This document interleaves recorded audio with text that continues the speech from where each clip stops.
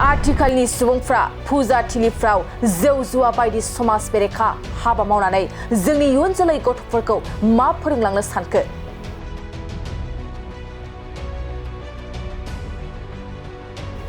माखासे सुबुंफोरखौ फुजाथिलिफ्राव समाज बेरेखा एबा आयेन बेरेखा खामानि मावनायखौ नुनो मोनगासिनो दं।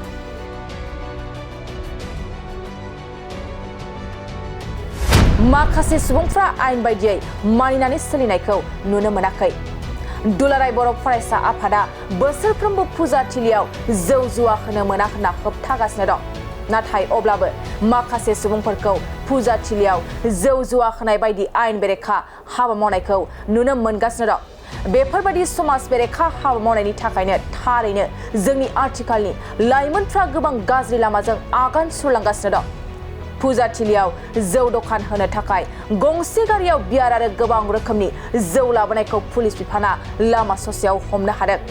नंगौ, बिश्वनाथ जिल्लानि सिङाव थानाय गहपुर दैमालु जोहोलाव क्लाबनि गुवार गेलेग्रा फोथाराव बोसोरफ्रोमबो लक्ष्मी फुजा फोरबोखौ खुङो। बे फुजा फोरबोआव जौ दखान होनो थाखाय गंसे गारियाव बियार आरो गोबां रोखोमनि जौ लाबोनायखौ पुलिस बिफाना लामा ससेयाव हमनो हादों। बेफोरबायदि समाज बेरेखा हाबा मावनायखौ होबथानो हागोन ना? थारैनो बियो मोनसे गेदेर सोंथि।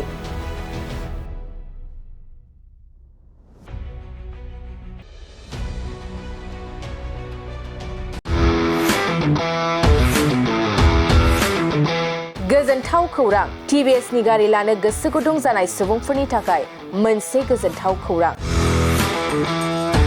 चिरां जिल्ला बिजनीनि बागुरुम्बा टिभिएस गारि श'रुमा नोंथांमोननि थाखाय दुर्गा फुजानि धामाका अफार लानानै फैदों।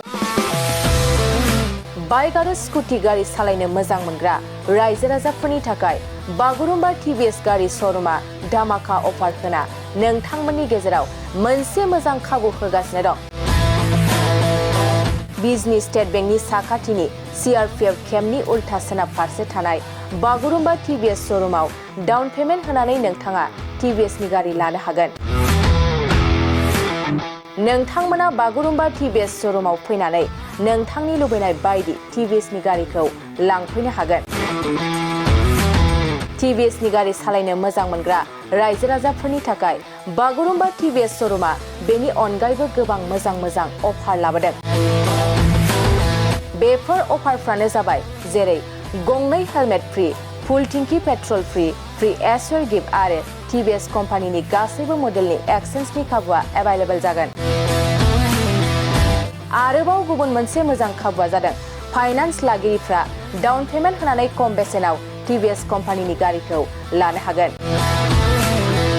लोगोसे आबुङै मिन्थिनो आरो बुकिं खालामनो थाखाय 7002132259 एबा 8638131734 जानबुं नम्बराव कल खालामना खौरां लानो हागोन।